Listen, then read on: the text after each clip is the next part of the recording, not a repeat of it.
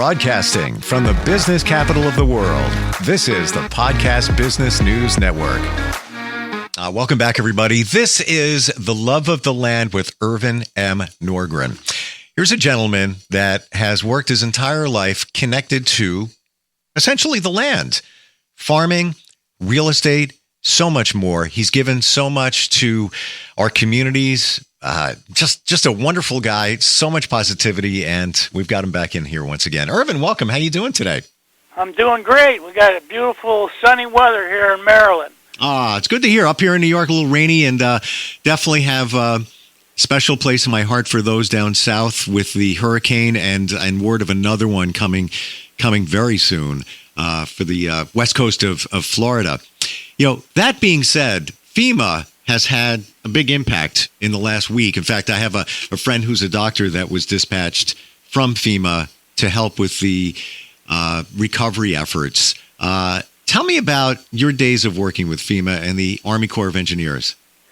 Well, you know, it's been a while since I've worked for FEMA. Sure. But it was a tremendous opportunity for me because of the fact that the people were very professional, and on the side of the military, President Carter at that time went ahead and changed the budget and allowed military personnel who were qualified to work in that field to change the status of their job. And so, of course, I liked it because, number one, you know, I could go ahead and do my civilian work, you know, with real estate, and I didn't have to wear my uniform, so I could go from one job to the other job easily. But more importantly, I, of course, am a very patriotic person. I saw that as an opportunity to go ahead and help people in this country that were in need. And probably one of the biggest events that I participated in, of course, I did a lot of work in Maryland, but I'm sure you heard of Katrina. Sure. That was a while ago, but it was just an unbelievable event. I never saw the magnitude of what had to be done in a short period of time.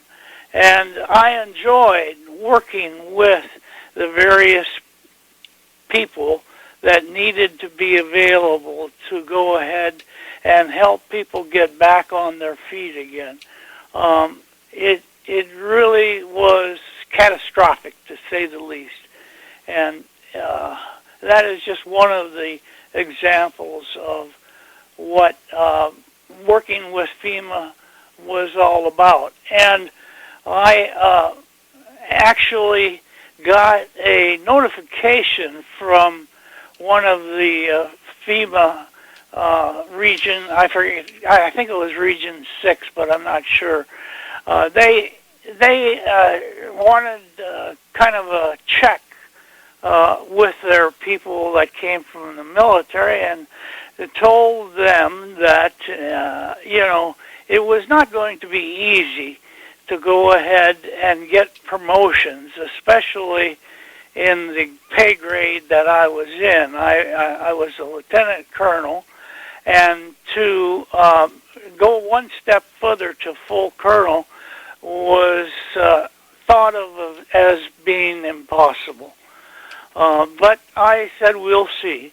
And, you know, as the days, months, and years went by, I got a letter from the folks at the FEMA's headquarters and said, congratulations, you have now been promoted to full colonel. So surprises and a lot of hard work. And well-deserved. You know, that I'm amazed, Ervin, that you are so positive, and then and also now keep pushing. You keep pushing for the better of just of everybody around you. We talked. Yeah, you are what you set your mind to accomplishing. I've got friends that mean well, but they don't want to take the time to go ahead and sacrifice what needs to be done. And at first, my wife wasn't familiar with exactly what FEMA was all about because she's from Uganda. But it didn't take long for her to understand that people were in need. And, you have to sacrifice sometimes your personal goals so that, the country can pull itself together again and get well. Well, it's understandable that she may not know the impact of FEMA, coming from another country. But bottom line is she supported you, right? Oh, 100%. I want to go, while we talk about the land, I want to go a little bit deeper into the farming side of you and your wife. Sure. We talked a little bit about it, the farm here, but also the one in Uganda. We kind of just skimmed Uganda. That's a fish farm, correct? Exactly. Tell us about that. Well, my wife, of course, is from Uganda, and almost all of her relatives are in Uganda, or Great Britain had a great deal to do with Uganda years ago.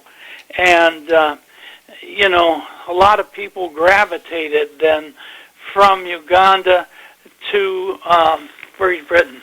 And that was important because it gave the endorsement that, hey, things may be different here in Uganda, but there is opportunity to expand your horizons. And so my wife, I asked, because of course I had a very successful career in real estate, and actually bought my first house. I think I may have mentioned that once before, that this guy, I was going to undergraduate school, and he was trying to sell his house. And I saw the sign. It had been up there for quite a while. So I boldly knocked on his door, and I said, I'd like to buy your house, but I don't have much money. And he said, well, you have to have some money to make the transaction legal. And I said, sure, yeah, I have a real estate class right now that I'm taking, and I propose doing a contract for deed. Long and short of it is, he sold me that house, and that was the first house that I bought. Wow. And I only put down $300. And then I went to Vietnam because, that time was different. We drafted people. We didn't say, come volunteer, kind of thing. So as a result, we went ahead, my wife and I, when we got, I got back from Vietnam, and we took the funding that I had saved and started building these cages. The fish have to be contained and they have to be secured, so we needed to hire personnel to take care of those functions. And that's how we started. And we just kept growing and growing, and now we have about 18 people. We add and subtract depending upon the business needs. And it's an exciting situation because, today's technology allows us to, at any moment, turn on the smartphone and say, wow, we need to go ahead and send those people some more money because they're doing work and they got to get paid for it. So it's that type of thing that we found ourselves not doing in the Minnesota 400-acre piece of land. That was a whole different ballpark. And, going ahead and having her relatives, some came from the Congo and other places in Africa, and we have a very successful fish farm that's operating internationally because we incorporate, different countries such as Madagascar. We go ahead and sell some of our fish to Egypt.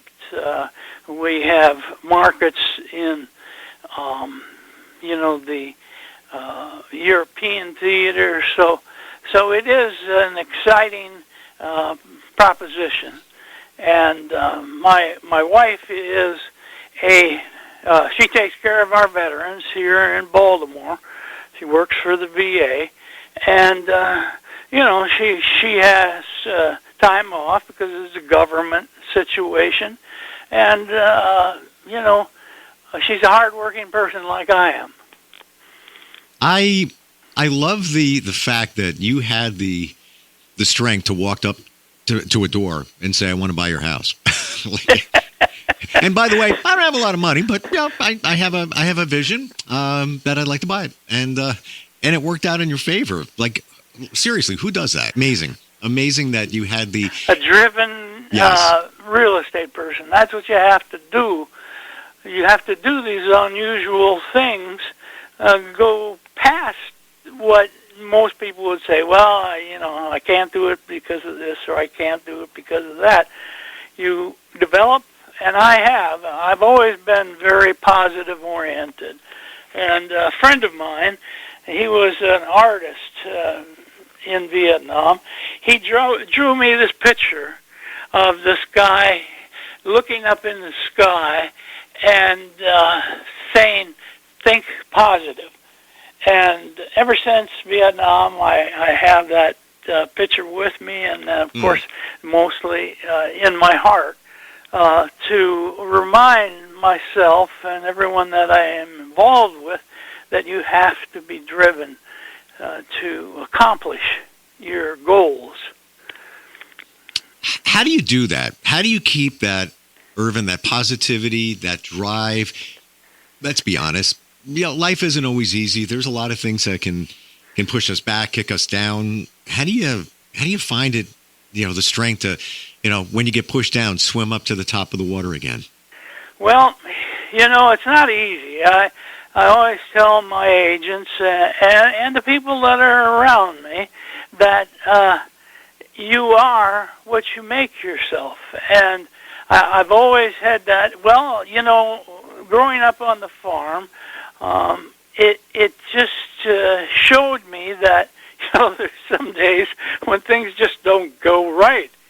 But you have to overcome those things. You have to, see that every day there's going to be challenges, and those challenges will or will not be met depending upon what you do. It's not that, we got to sit down and pray and hope that, the Lord gives us what we need. We have to physically put our mind to what the situation is and what do we have to do to accomplish it. And that's, an ongoing thing. It doesn't make any difference what the problem is or where it is. It's part of you. And I don't know, I always had that because I had that upbringing on the farm. Things go wrong. And you individually have to set down a plan. You have to plan, you have to organize, you have to direct, you have to control these situations.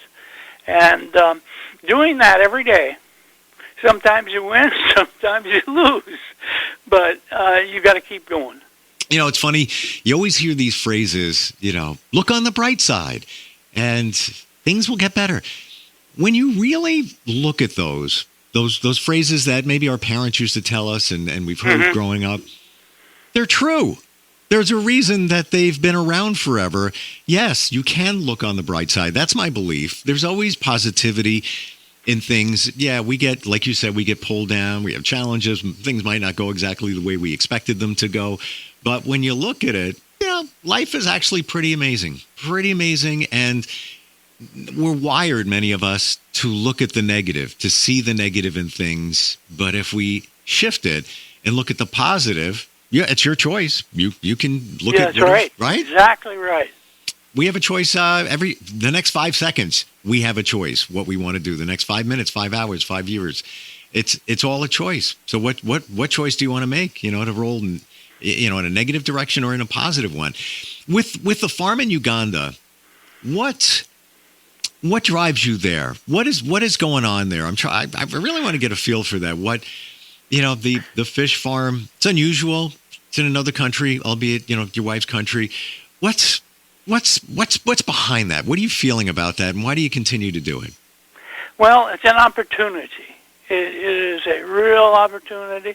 A small example, but a real example that every business model has to figure out is where are your people coming from?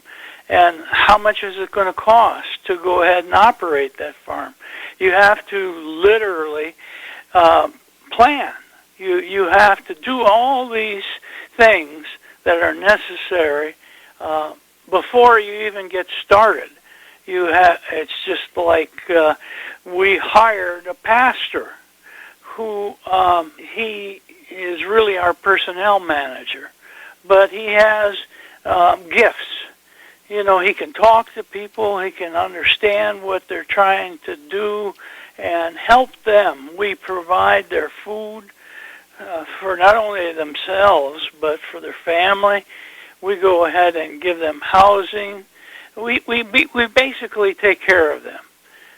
When they walk in, they don't have much other than the shirt on their back. But by the time, they've settled in with us, they've got their own place. They don't have to worry about what they're going to do to get the food. All those basic needs, we make sure that they're covered and that they continue to spread the word about the opportunity that is available if they want to participate in an ongoing business. And that's really the long and short of it. I mean, every day is a different day. Opportunities are there for these employees to go ahead and better themselves and their family. And they see that once in a while. Of course, things may not be a good fit. So we might have to do as any business would do. If it doesn't fit for them, we let them go and try to help them get a job someplace where it fits their talents. So not all pleasant things, but things that have to be done to continue our business model. Well, you said something before. Well, let's go back to when you said that you just knocked on a door and that's how you found your first house. When I talk to real estate agents now, some of them will say, well, yeah, it's a really tough market. It's very challenging. But then there's others that say, no, it's fine. You just have to know what to do, find a different direction. They knock on doors. They do exactly what you just said that you did in the very beginning when you were looking for a house. They knock on the door. Hi, would you like to sell your house? Here's what I got for you. they might go 50 houses in a day, just knocking on the door. Hi, how are you? It can be done, even if there's low inventory, depending on where you are in terms of the number of houses. And the market changes. I mean, yes. It's such a. I believe that you had a real good example. I think it was you. They had a house in Florida, and how the value escalated. Yes, that was my aunt had left me and my sister and cousins $40,000 in land back in 2011, and I just saw dollar signs and I sold the land. The following year, I'm not exaggerating, and I just saw this online. The following year, somebody built a house, and but back then it was worth $660,000. Wow! And now I remember that. Now it's like it's an estimate because it's not for sale. It's somewhere around 1.4 million. Like everything's a lesson in life, so you can't say I should have done this and I should have done that. Right. But I should have. Very good example. Yeah, it's changing all the time. Even in the last 2 years, at least in the New York suburban area, prices are way up, and now there's low inventory. So now you can add another $50,000 on the list price, and people are getting that. Yeah, it is. There's a lot of opportunity, but you have to stick with it. People think, well, I made all this money. I think I'll go on to something else. You have to have that mentality that the land is what you have to love sooner or later. If you don't, you need to find what you're good at. That's the key. Know thyself. That's a good way to think about it. I'm just amazed after all these years, Ervin, you still are moving along. You still have a team of agents. Do you ever see yourself stopping at any point? Well, everybody's different. Some people, their goals are limited, but I believe that the Lord gave me these talents, and that's what I'm good at, So why not continue something that you can enjoy? Someday, maybe something will happen to change that attitude. But right now, I find joy, even though I'm a senior citizen. It just gives me an opportunity, and it's not limited just to real estate. There's a lot of different types of investment that you can do.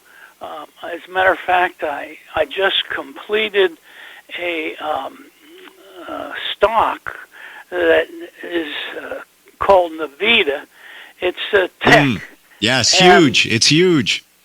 I just made, that is probably the most successful investment that I made. Wow. Simply by pushing a button. I mean, certainly I spent a couple of years studying it and, making sure that the due diligence was there. But literally, I made 7 digits and wow. I pushed that button.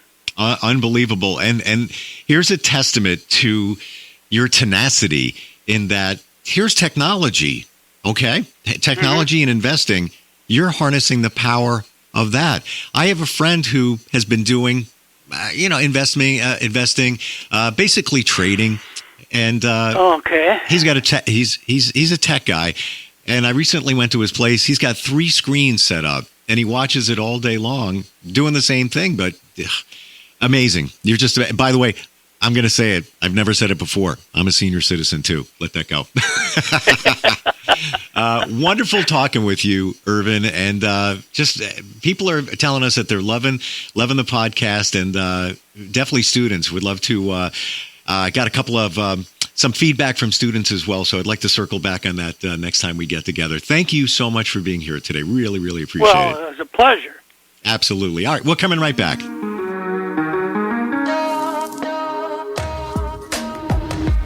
Broadcasting from the business capital of the world, this is the Podcast Business News Network. What I know about courage, I learned from my adoptive mom. She said sometimes you just gotta hold on and know we'll get through this. Mom, we are so high up. Hold my hand. No, you hold my hand. Here we go. Learn about adopting a teen from foster care. You can't imagine the reward. Visit adoptuskids.org to find out more. I learned patience from my adoptive dad. All he had to say was, "Hey, you got this. Just breathe." Hey, we're pretty good. yeah, Might have to start a band. I got it. Learn about adopting a teen from foster care. You can't imagine the reward. Visit adoptuskids.org to find out more. This message is brought to you by Adopt US Kids, the U.S. Department of Health and Human Services, and the Ad Council.